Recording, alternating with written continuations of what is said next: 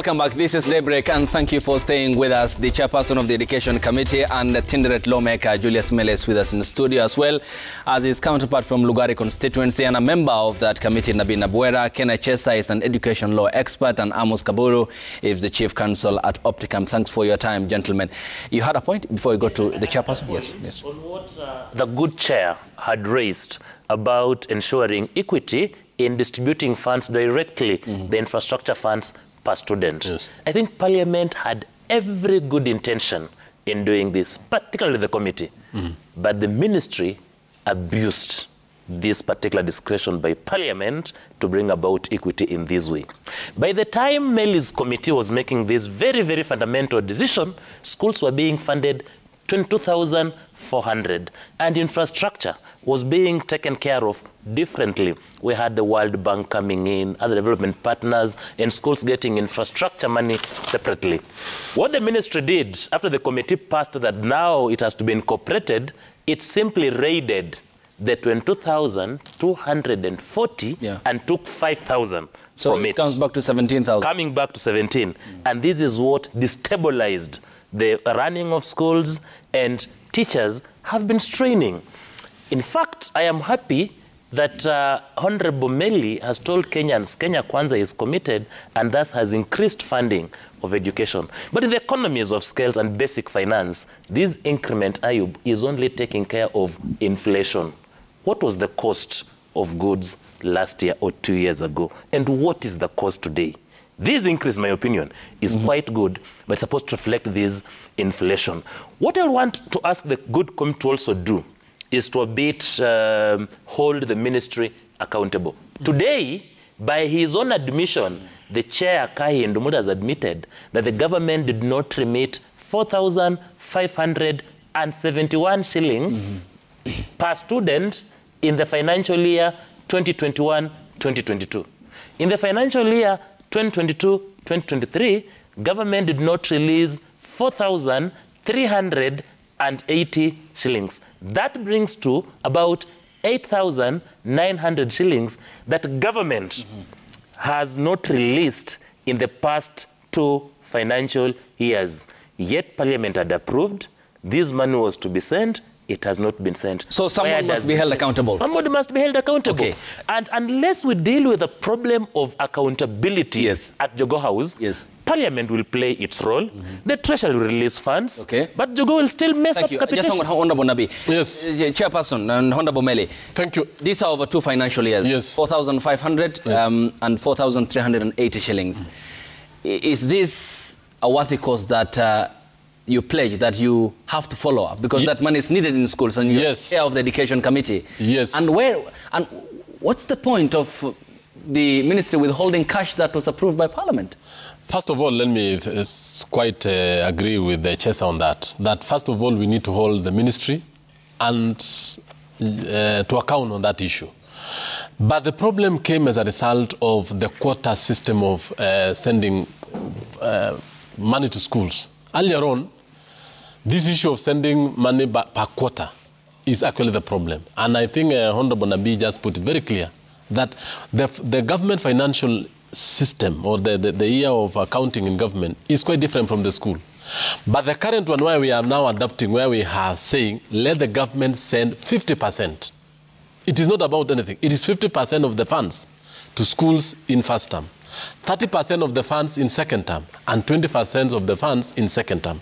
That one will clear that particular issue. But this does not mean that the ministry will not be told to pay this, because this is actually arrears. Every parent pays arrears, and the government needs also to do the same. So we'll hold the ministry to account on that.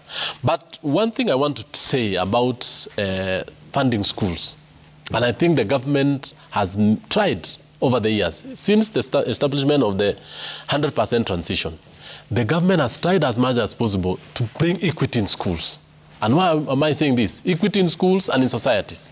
Even the Presidential Working Party, and I think we are aware that we are even trying to remove the issue of the national schools, the extra county schools, and even the day schools. So that we have one school system in this country where a child moves from ECD to grade 12. And when a child moves from ECD to grade 12, it doesn't matter where you go to. because we want to give facilities to these schools the same across the country. You'll realize that some schools in this country are actually premier schools. They promote inequalities. Equality.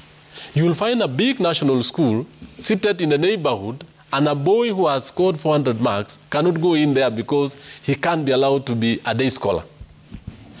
This will actually promote a lot of inequalities. And that's why we are saying, even as we are trying to make sure that we fund infrastructure per child, the government, and that is what we passed in Parliament, even the infrastructure we are going to give to schools this year, the NGCDF and the Ministry of Education has actually partnered so that the infrastructure funds will also be channeled through constituencies, so that it will be very easy to monitor and construct these schools easily through with the patronage of the Member of Parliament, because NGCDF has been known to be one of the most successful institutions in infrastructure funding in schools. Two, even the issue of giving out textbooks, teachers, and all these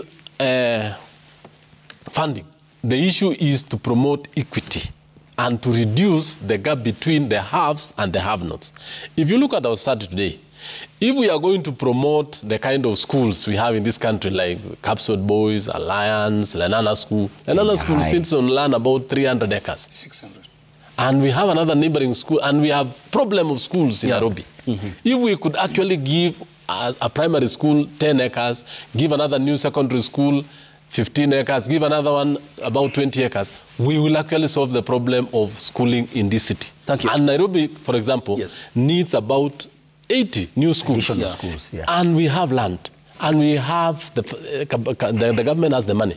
But to acquire land in this city is quite difficult. The government has money, but the... How do you acquire the land? How do you acquire land? The government has the money, yes, but the dichotomy is that the schools are not getting money. Abdi, yes, as a nation, we have lived a lie. A big lie. Over the years. And this is the lie. That even we were thinking about taking a grade 6 to a boarding school. Terrible. Giving them to secondary school. Because parents are running away from parental responsibility. Yes. Outrageous. Let's agree. The Kenyan Constitution identifies education as a right.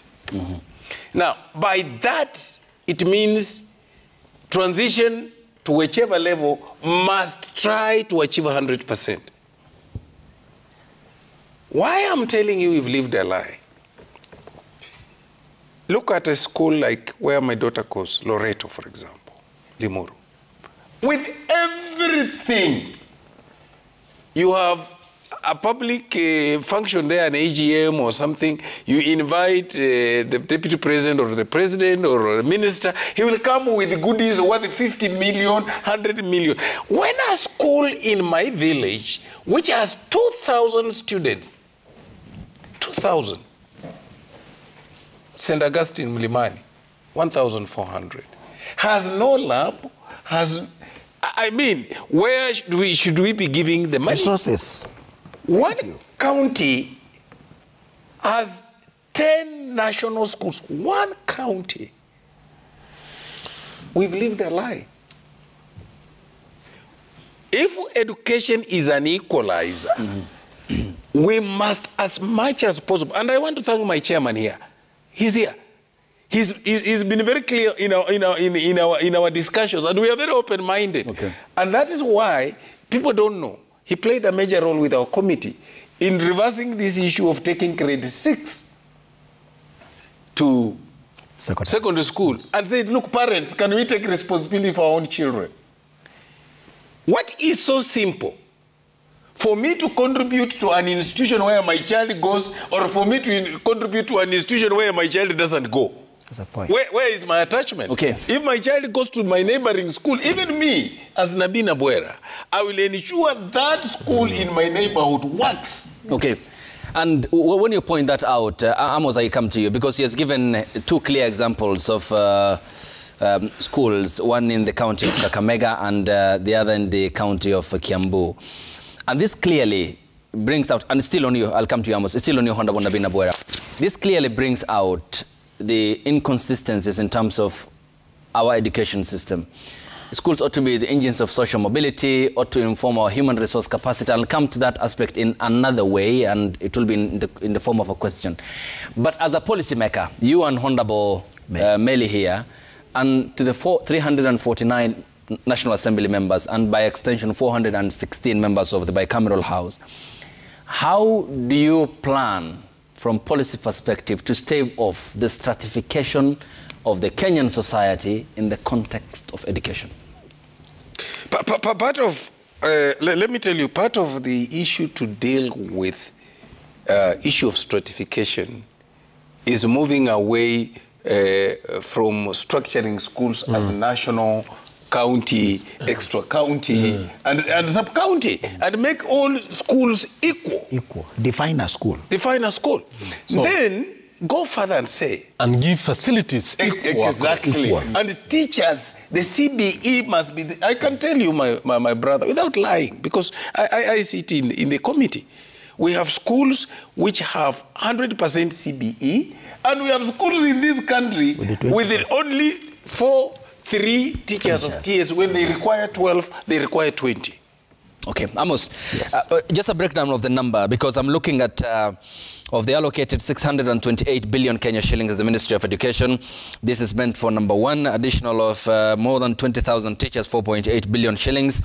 The increase in capitation grants for junior secondary schools, 25.5 billion. Free primary education, 12.5 billion. Free day secondary education, 65 billion Kenya shillings. Yet, the consensus here on the table is that still this isn't enough. The problem is that you've not factored in the close to 60 million from every constituency from CDF.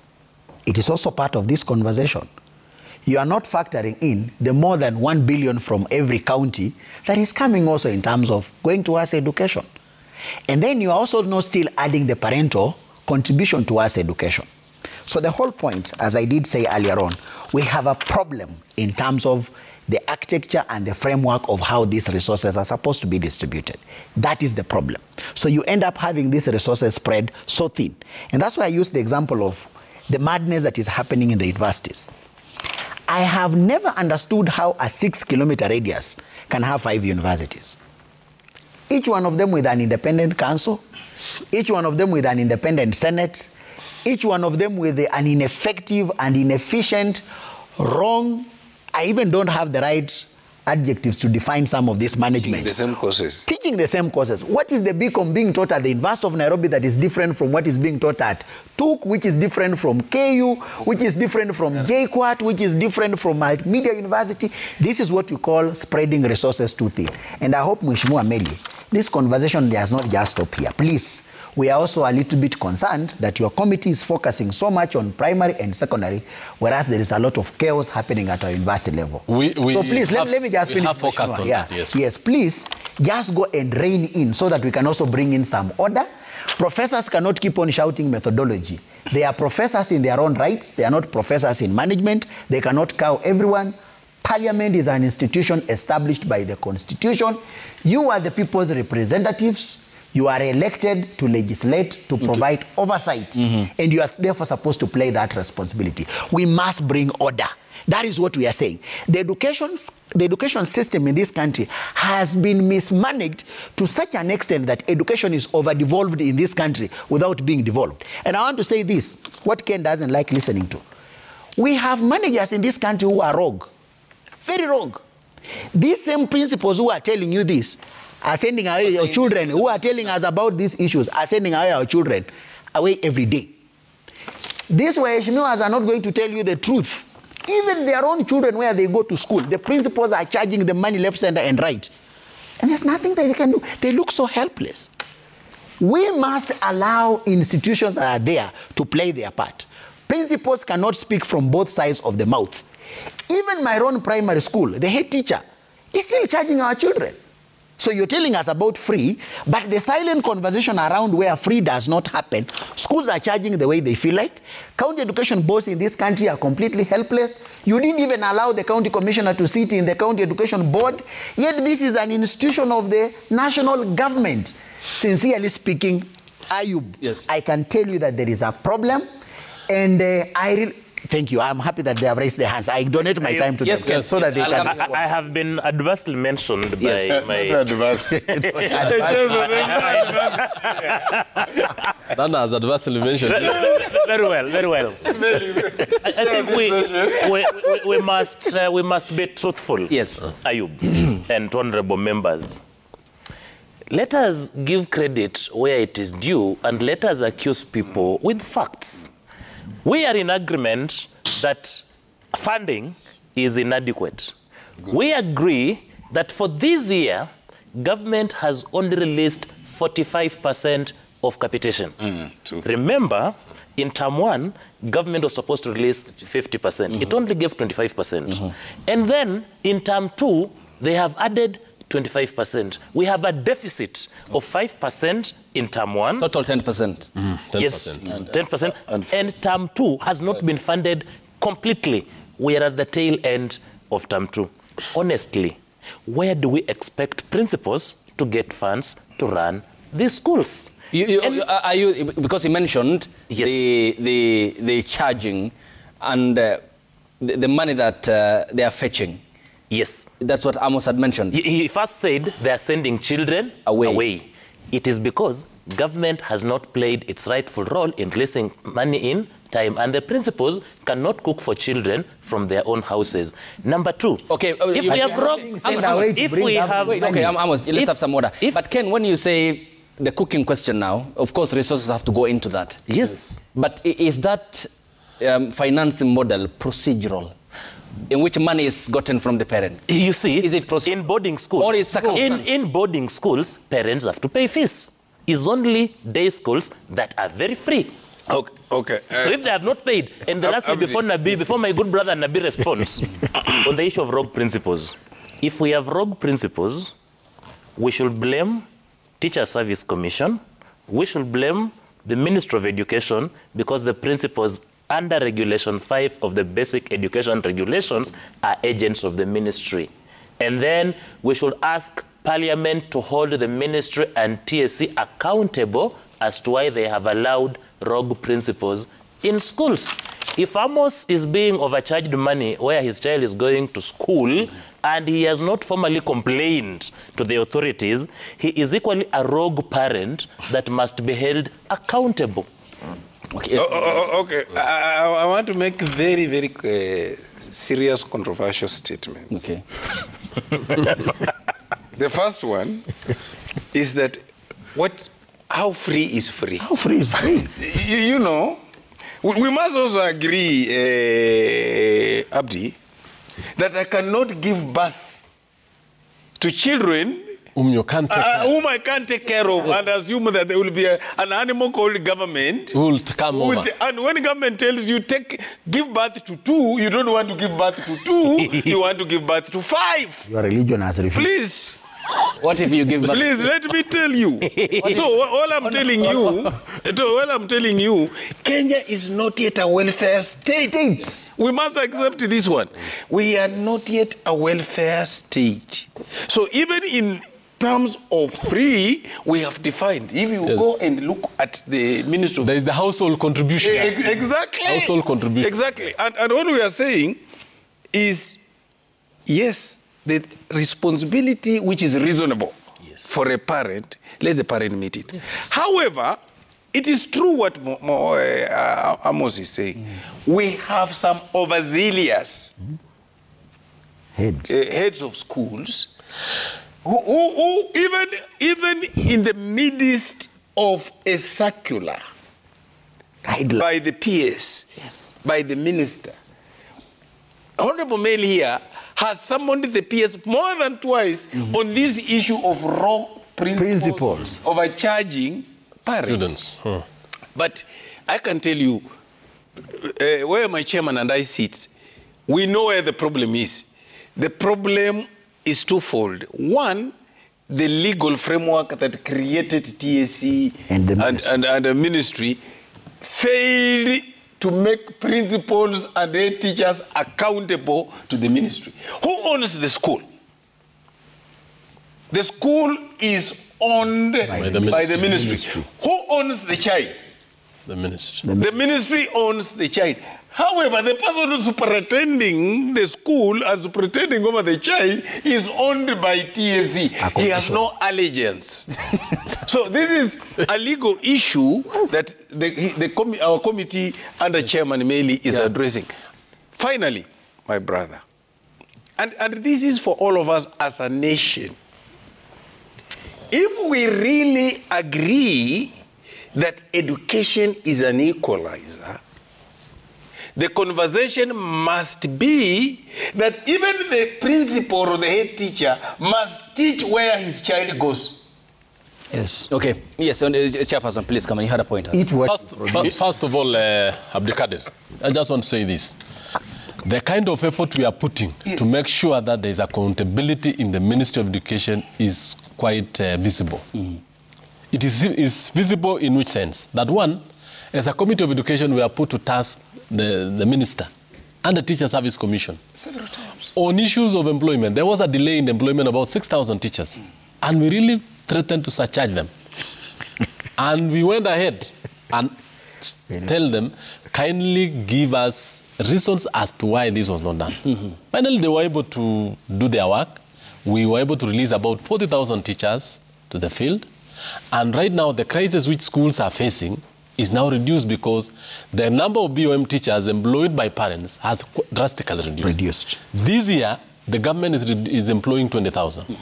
What am I trying to say? The equity we want to bring to the sector is, one, through our own proposals and the Presidential Working Party, we want to make sure that all schools in the country sit on the same pedestal so that the kind of facilities you have in the top national schools shall be progressively developed in the local school, be it primary or be it secondary. So that, because the issue of primary and secondary now is going to be a thing of the past, because we will only have one basic school running from ECD to grade 12. Two, on the issue of universities, let me just respond this.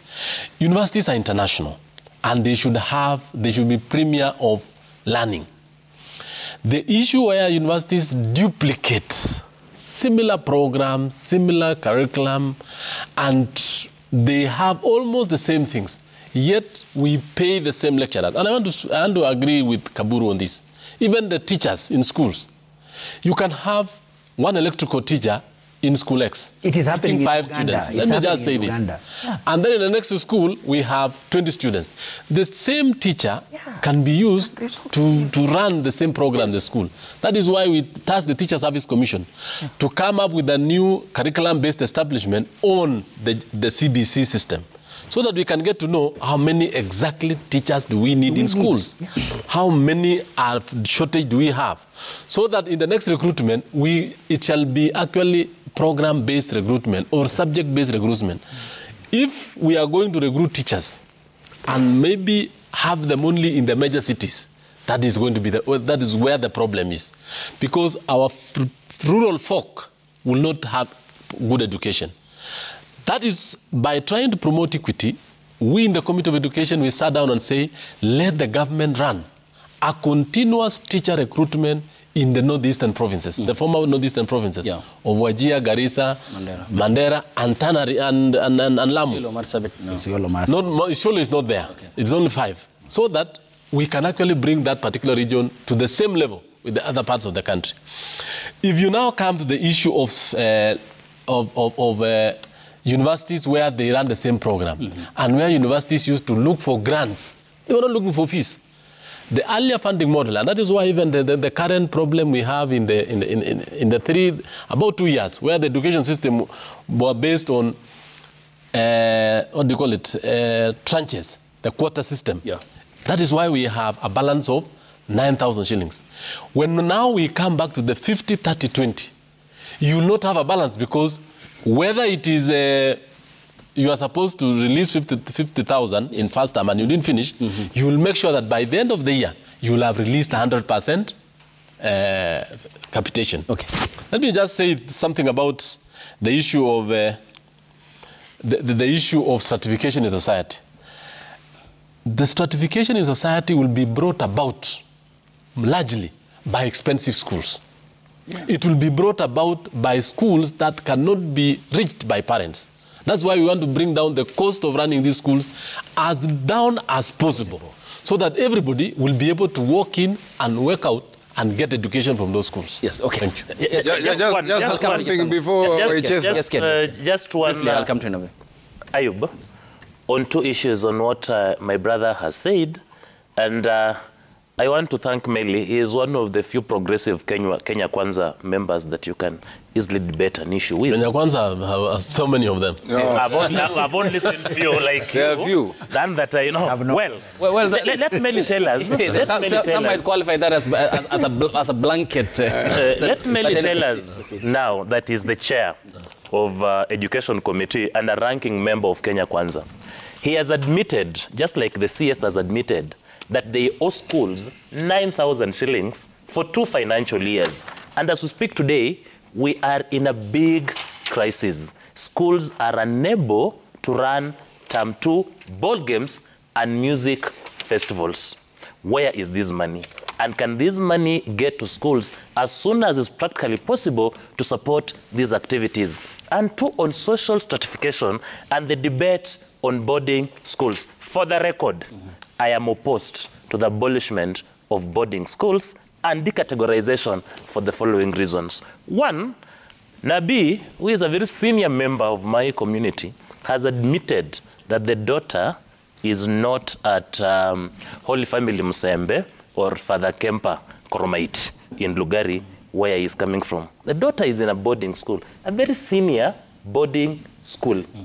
Whose child does Nabi want to be restrained to those day schools in Lugari or a day school in Mwitoti? Let the schools be there for the parents who can afford. Ayub, today I'm working in Nairobi. Tomorrow I may work in Tinderet. I'll have to go with my family. I'll go to Northeastern. Will I be moving with my children from one point to point B to point C to point D? If boarding schools are there, they are taking care of our essential service providers who are always on transit. We can deal with that. And number 2, on decategorization of national schools, we say that alliance and so forth. Yeah. And I agree with Nabi that one county having 10 national schools is not equity in this country. But again, what is in a name? Thank you. Will alliance look like Kabondi? No. We cannot let that one to go. I donated my time. I donated my time. I should be the first one. Right of reply. You will get the right of reply. Right of reply, yes. And then a question to you, Kaburu. Yes. The right of reply. Now, and briefly. You know, one of the reasons why I'm opposed to this system and why I don't like it is because of recategorization, and my daughter did so well at KCP, she was admitted at Loreto. I had no choice. Right? I'm saying my daughter, I should have, if I had developed, all schools were developed at the same level, my daughter would not have had a problem choosing St. Cecilia Mautuma. Or choosing Holy Family Musembe. But my daughter chose Loreto because she feels that Loreto had better facilities because of that animal called categorization than this other school. And that's why I'm opposed to it. Because I'm in both worlds as pretend schools in the village. And that's why I'm trying so hard. By the way, you will be in shock. You can check this with the principals from Lugari. We are already working on a model of sharing teachers. Right now, the teacher of music of Angayu is the teacher of music, through my own effort, teaching Archbishop Njenga. Music is the teacher of music teaching Chekalini. Why not?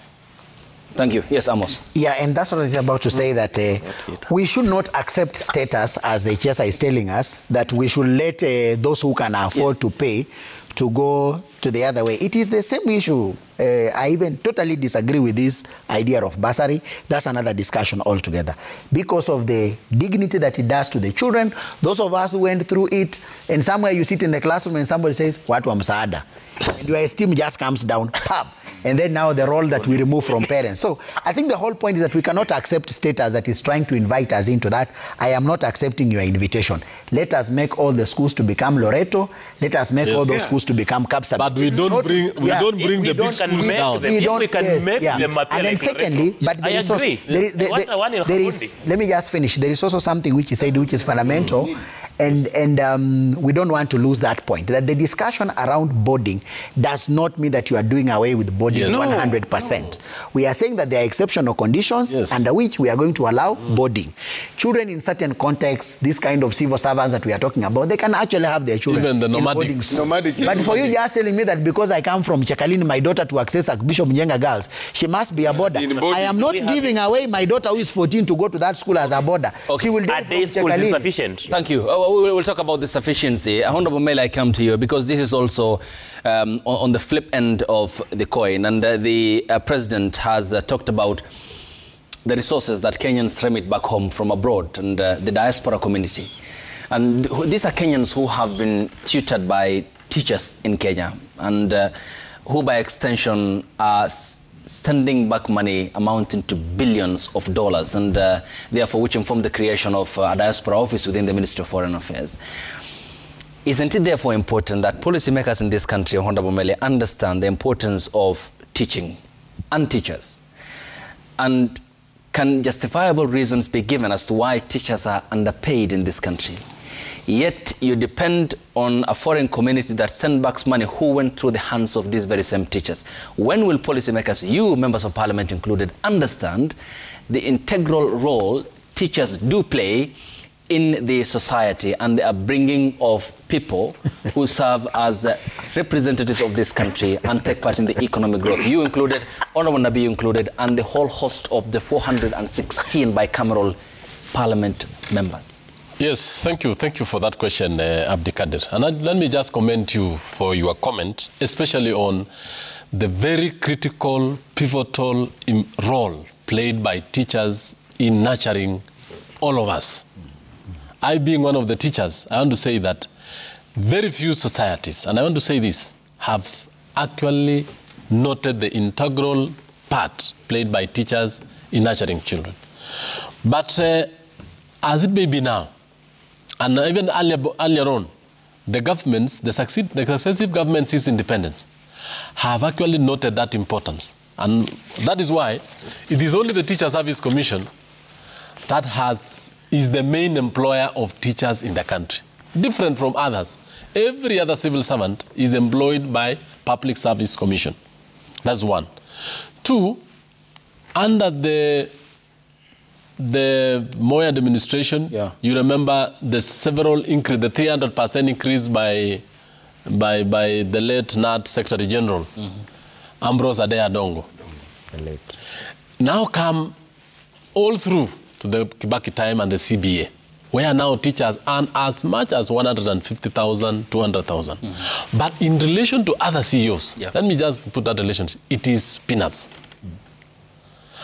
But look at the... Your members of parliament included. Yes. Of a house mortgage, a car grant. Yes. Look at now the number of teachers we have in the country. Yeah. Are you getting that? If today we are going to give every teacher, for example, let's just maybe give an example, 100,000 shillings increase, for example, what will that be on the taxpayer of the country? Yeah, that's the issue. Looking at the number of teachers, we have about 400,000 teachers in the country. Are you looking at that? Now we need to come back and say, these teachers play a very important role. And I want to thank the president because the other day he said there will be an increase, but for the low cadre. But all the rest, as included, we are not going to have any increase in the foreseeable future. Reason is because these teachers are very critical in the development of our children. Let me just put it very clearly here. A number of the monies remitted, or the remittances coming from diaspora, are from these teachers who are teaching in various universities, various countries in the Southern Africa, Europe, Asia, and all parts. And as you know, Abdikadir, foreign remittances is actually the highest foreign earner in this country. After it has overtaken tea, coffee, and all these others. So we need to really look into this and make sure that we motivate this teacher, we pay him well, we give him a better medical cover, we allow him to have a good place to stay in and to enable him to teach and work well. That's why the government is even recruiting more teachers to reduce the teaching load so that at least he can be able to have a relaxation. But the point I know which this government will do in the near future is to increase their salaries. Okay. And let me say something. All of us. Just a minute. you all have some points. Yes. I'll come to Ken, I'll come to Yes. On the very good statements that our brother chair has said, let us encourage him to encourage government to start with basics. In no basics, you are underpaying the teacher and you are straining the pay. One, was it necessary that even teachers are subjected to the so-called housing levy? 8 out of 10 teachers... But let me just speak. The 8 out of 10 teachers are on loan for building their houses. They've actually put up the houses using loans. Why would the committee then have suggested that because we love our teachers so much, let us exempt them?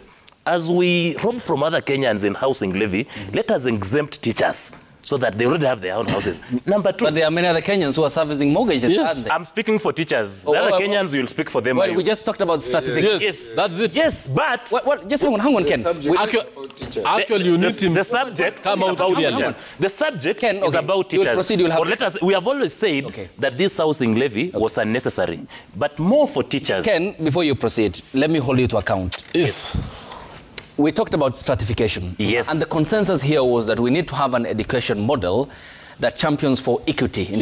Across. Yes. Why then do you want the chairperson of the Education Committee to propose an exemption of teachers from paying the housing levy for them not to be taxed 1.5%, yet you want other Kenyans to be taxed? And we talked about stratification. It's just a balance, because you've said members of parliament are few and they can be paid well. When they are saying, why should we pay teachers like members of parliament? Meli has said, there are many we can't afford. And this discussion, Ayub, is about teachers. And we're just saying the basics that we can do to make the little pay appear useful to teachers. But the teachers, Ken, are not operating in isolation. It is true, but as a basic reward, we can exempt them. And number two... Okay, what about the following day? Then the police will say, no, we want also to be... The doctors will come up. When we meet here tomorrow, discuss the police pay, we'll say the same thing, and the doctors, and in the end, everyone would have been exempted, just like Nabi and his team was very categorical that this fund ought not to have been there at all. Okay, that is the proposal. It's either, you see... Very well. Let us exempt Kenyans. We are digressing. We are digressing. I was not done.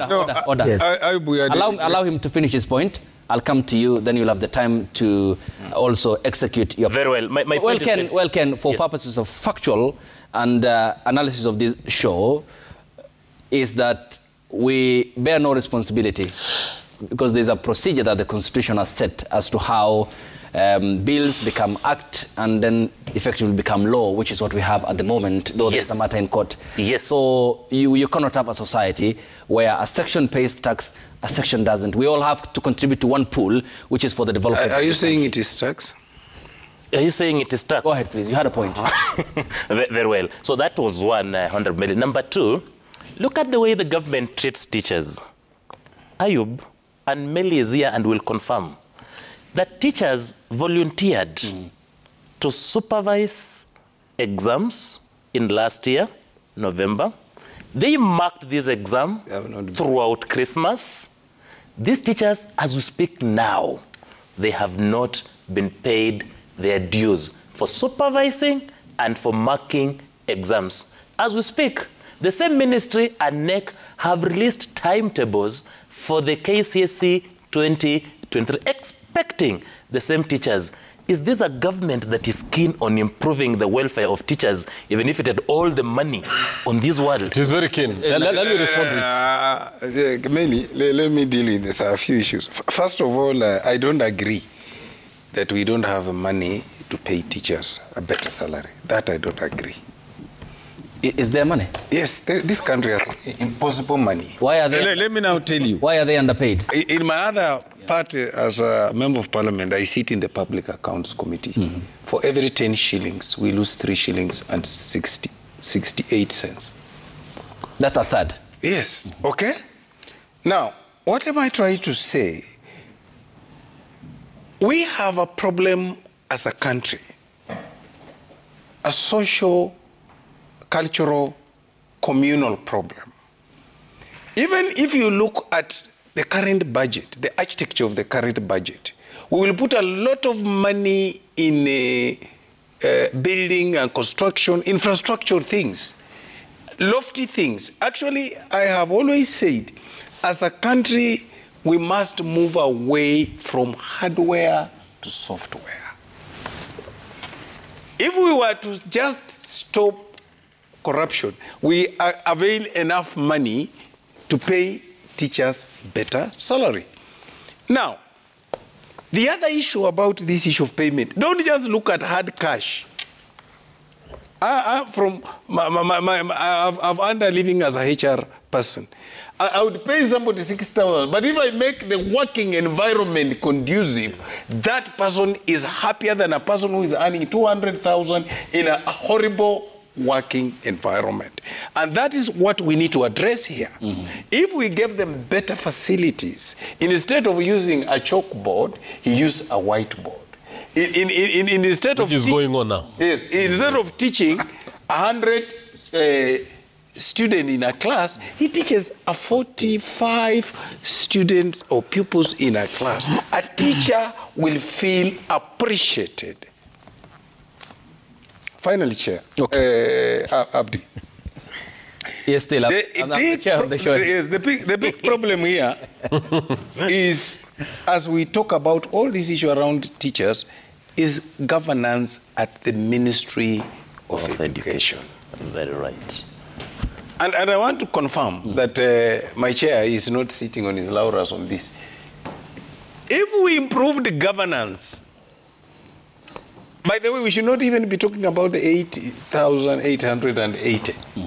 We shouldn't be talking about it. It's a governance issue.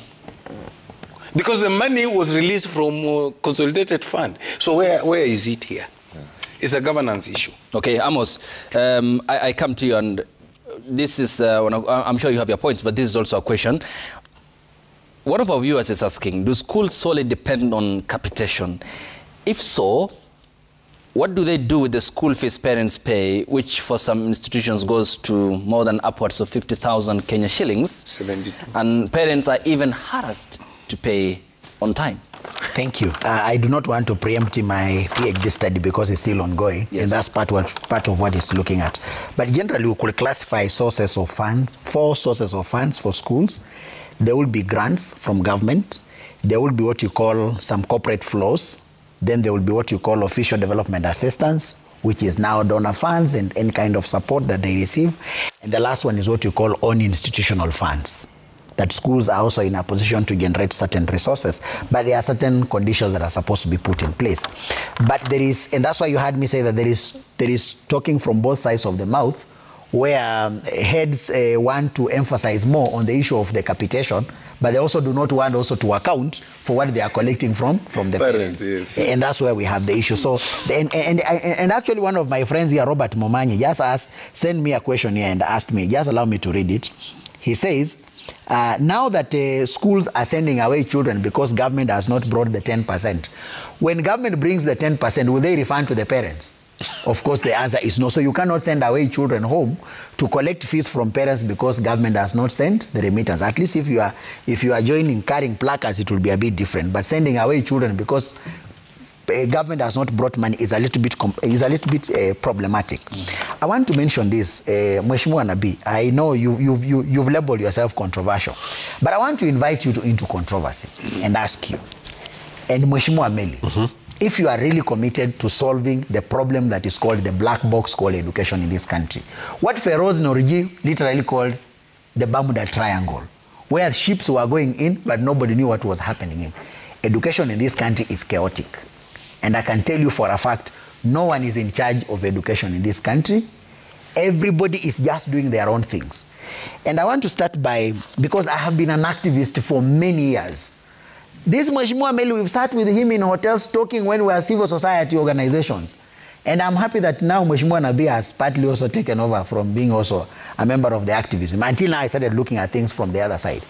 Mheshimiwa Meli, I want to give you a small assignment. You are good at assignments. I want you to look at how the healthcare system is designed and operated in this country and see the stark difference between that with education. And let me bring this discussion closer. Today, a gynecologist serving Nairobi Hospital is the same gynecologist serving Aga Khan Hospital.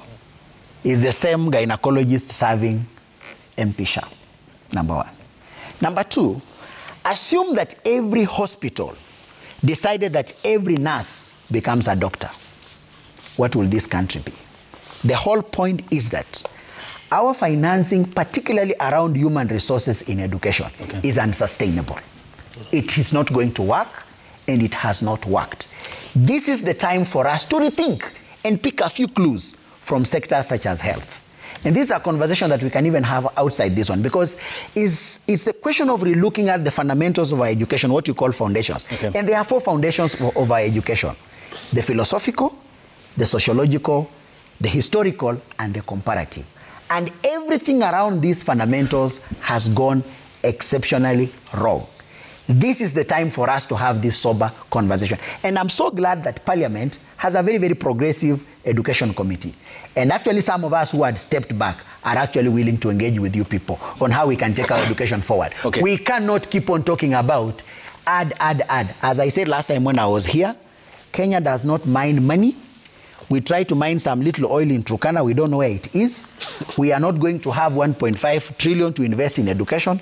It is unnecessary. Our architecture of providing education is flawed. This is the time to have this conversation, and it is possible. And I'll not make any other comment. My last comment. I'll give Honorable Mele, then sample the feedback will come to both of you, and then we wrap up. Yes. Let me first of all say this, that first of all, our education system isn't a black box. I want to disagree with Kaburu on that. Because this is a system that has produced progressive professors, engineers, and all these across the country. Kenyans across the world are very competitive, including Kaburu here. If it was a black box, then we would not have such a great thinker here. And it should actually, it's a product of the Kenyan education system. I just want to say this. On the issue of human resource, he's quite right. And that's why Honorable Nabii can actually bear me witness on this, that we have tasked the Teacher Service Commission that one, let them come up with a new curriculum-based establishment. And they are working on it as we speak now. It's a few days ago, we sat down and we approved, we went through with their strategic plan. And one of the things they are sitting down to do now is, how are they going to organize their human resource? So that we have certain areas which are not core, or which are actually not having a lot of students. How will the neighboring schools share the teachers in a very progressive, in a very organized way? 2, the Ministry of Education, similarly, we've tasked them and told them, if we are giving them 627 billion shillings, let the parent, the teacher, and everybody else have a feel of it, so that they employ enough field officers, have the enough vehicles, have the enough manpower, so that they can be able to supervise. When we say a teacher is charging or a principal is overcharging, and there is no teacher in school, we have even tasked them to have digital, digital management system, where the ministry and the Teacher Service Commission are able to know exactly what is going on in school X, school Y, or real time. Are you getting that? Yes. So in this case, as much as we are investing this, we want to make sure that there is value for money. Thank you. Through supervision, through proper utilization of manpower, and also making sure that the resources that reach schools are well utilized, and the students and the Kenyans benefit. Thank you. And I'll come to you, Ken and Honorable Nabii, after sampling of the feedback and hear what the Kenyan people are saying, because they are also important part of this conversation. The hashtag on Twitter is Daybreak, and here is what's coming up on your screens as part of the sample feedback on Twitter. The first one coming from Engineer Lazaro, he says leaders should be more serious with looming crisis in the education sector. Education, health, security are the backbone of the economy and the future of developing nation. This issue should be debated soberly with decorum minus propaganda. Bob Otieno Owino says cash crisis in schools has been majorly contributed by the transition of education system from 844 to CBC, something government wasn't ready for, putting burden to parents during this economic hardship. Kizwe Philip says, as they discuss education in Kenya, the elephant in the room is whether this nation is ready to be able to shoulder and support the implementation of the competency-based curriculum as it is currently structured. Godi Barasawere says the government should ensure that health and education sectors get the requisite capitation in full and on time. These are two critical sectors that ensure citizens are well and enlightened. Jumwa Somawan says capitation of schools should be commensurate with the punitive tax regime and tough economic times. Unless we want to change education from a constitutional right to make it a reserve of the rich, we should calculate it as a ration of the national budget. And Kibiwotwan says we must be sincere in our conversation. Funds allocation to schools has been a nightmare to schools this year alone. Less than 50% of the money has been dispersed, and the previous data of the students not factoring in the current Form 1s. And Charlo Wood Rossi says most of the schools in Kenya lack enough resources to enhance quality education. Teachers are really struggling to teach in such schools. Equitable education in Kenya is wanting. Government needs to do a lot in the education sector. More teachers need to be employed. And Kipto Ruto _ says the delay in funds puts a strain on schools and jeopardizes the ability to provide enough resources to these activities. This situation not only affects the students directly involved in the co-curricular activities, but also undermines the overall educational experience for students. Remy Butia says education is one of the most expensive investments in Kenya. For viable, equitable, sustainable and predictable source of financing for education to attain and realize the SDG 4, Kenya should introduce an education levy. Jimros 001 says, I'm a teacher. Our enemy is the Teacher Service Commission. I say this without fear. Teachers are paid peanuts. Last year, supervised the Kenya Certificate of Secondary Education. I haven't received my few thousands. The Kenya National Examination Council, he says, expects me to do this same year. No, not me. And the survey says children are allocated 200 for co-curricular activities, 100 per child is returned to the office in caveats as facilitation. How will 100 Kenya shillings fund a child activity to the national level, if at all they qualify all the way? And those are some of the feedback from our viewers. Yes, Ken, yes, Honorable Nabina Bora, and then I must briefly as we finish up because of time. Thank you. Just two issues. One, it must be understood that parents have a role to play, just as Mheshimiwa Nabi had said before. When principals are sending children away, they are telling them to go and bring the parental component that is required for the payment of fees. And schools have always refunded parents who have overpaid. So if Kaburu's person overpaid by 10%, he can take the receipts and the refund is done. But to condemn principals for discharging their duties is quite unfair. Number two, on lessons and establishments and human resource. I want to thank Nabi for what he's doing, sharing music as a resource teacher across. But the problem with our staffing is that almost every school has inadequate staff. Understaffed. Even those teaching the so-called technical subjects. If, for example, Karen Akinyi or Oleng is teaching computer at Musoli Girls, it does not mean she teaches computer in the morning and sits down. Teachers have two teaching subjects. You teach computer, after that you go and teach business or mathematics. Therefore, let us focus on the bigger issue of ensuring that our staffing is up to date. The required lesson allocation is 27 lessons a teacher for contemplated class of 45. We have a class of 100 and teachers having more than 30 lessons. Their productivity and quality goes low. And lastly, the chair must take this concern by teachers very seriously. Chair, for God's sake, you have not paid as a government people who supervised exams last year. Will you make an undertaking and pledge to pay these teachers? Yes. Thank you. Whether we'll pay up or not. Now I will start by his last statement. It's regrettable is regrettable that Kenya National Examination Council and the Ministry of Education would not work out a sustainable model, an effective model of paying examiners. And this has its own effect, and Honorable Mail will tell you, and he knows our committee is used with this matter, that it has led to credibility issues. And I want to confirm here that the supplementary budget that Parliament passed a few weeks ago provided money for the 1 1 billion for the Kenya National Examination Council to pay.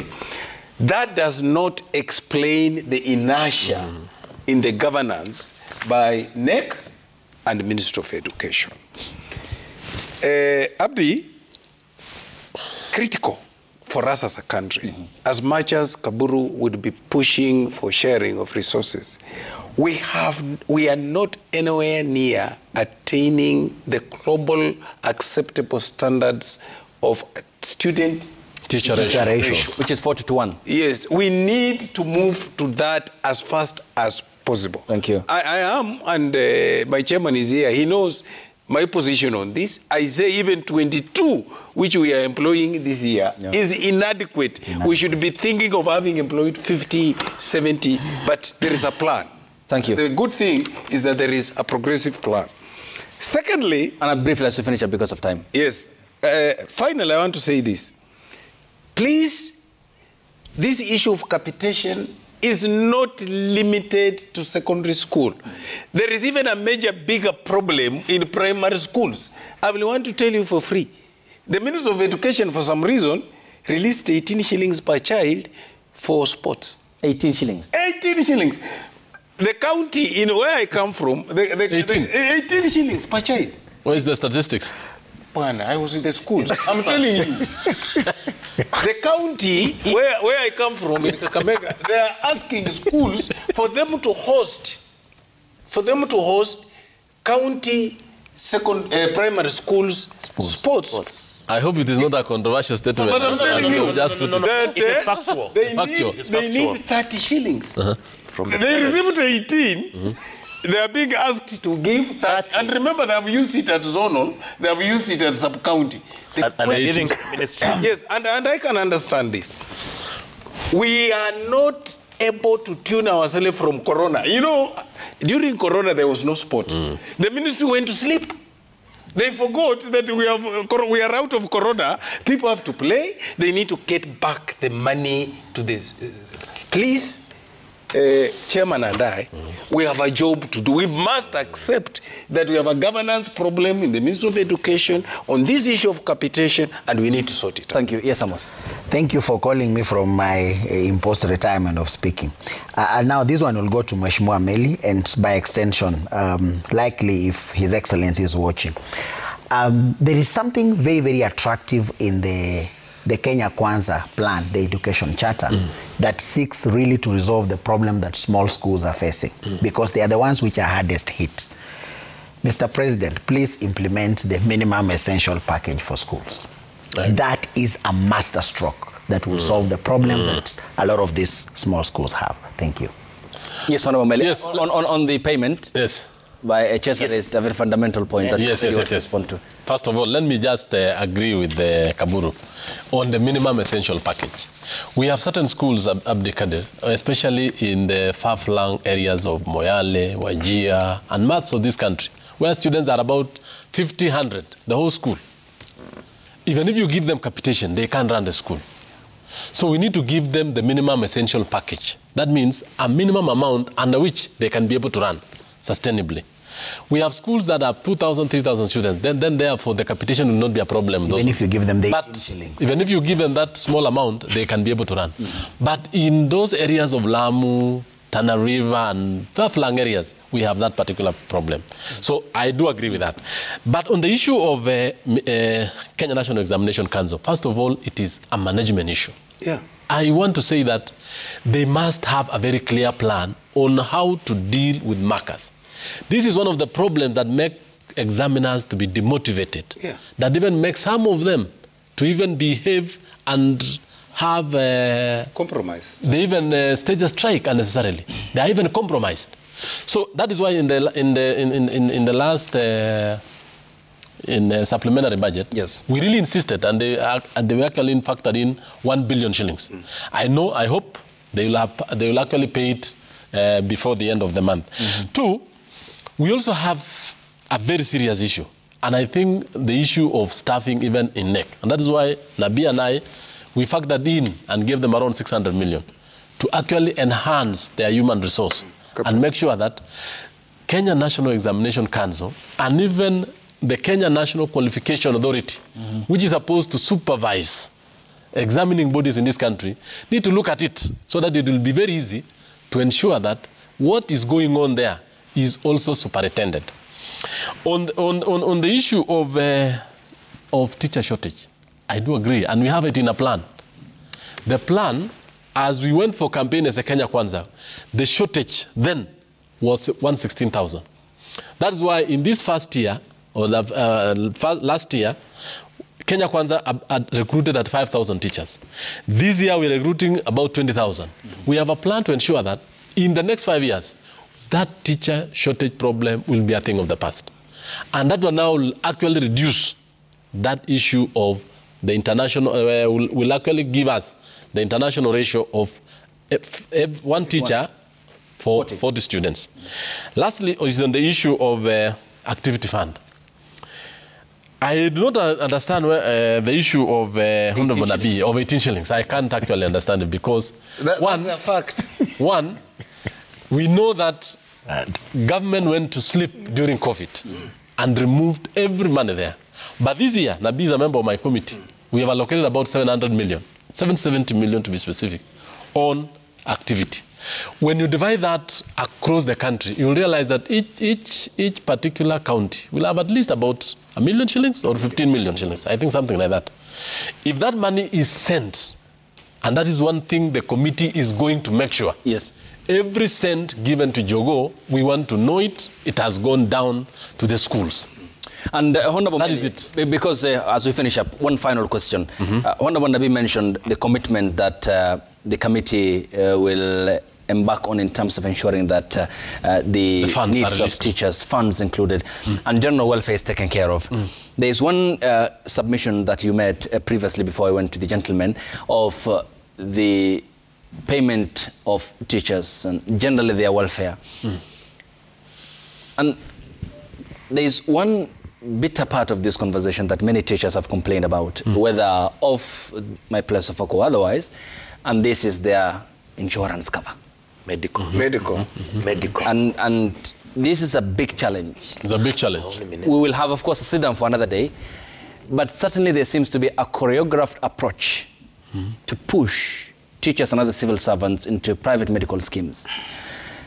Would you task and seek reasons as to why such is happening to an already underpaid teacher in a system where their general welfare isn't attractive either?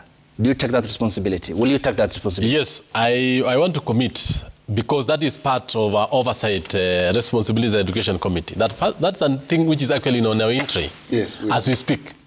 We shall actually be meeting the Teacher Service Commission in 1 week's time. And one of the issues that we are going to discuss is the issue of the teacher medical cover.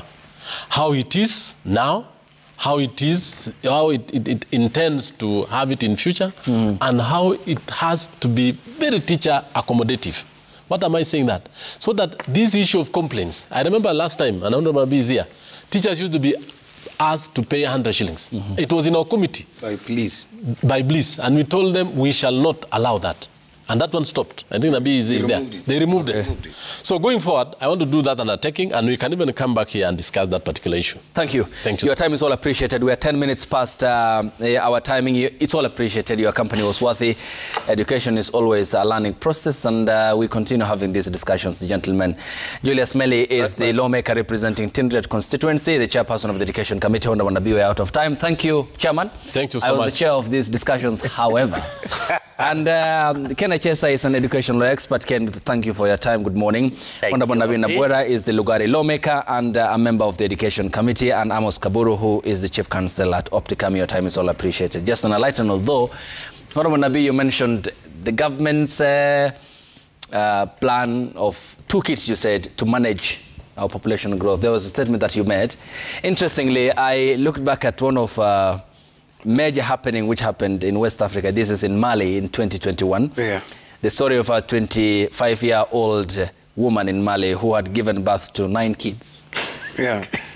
I'm saying, biology give even 14. I have no problem. Like I'm more than manage. And I'm not, you know. But don't come to this state and when we ask you, you even want the state to buy uniform and buy pants for your child. Thank you. I meant to.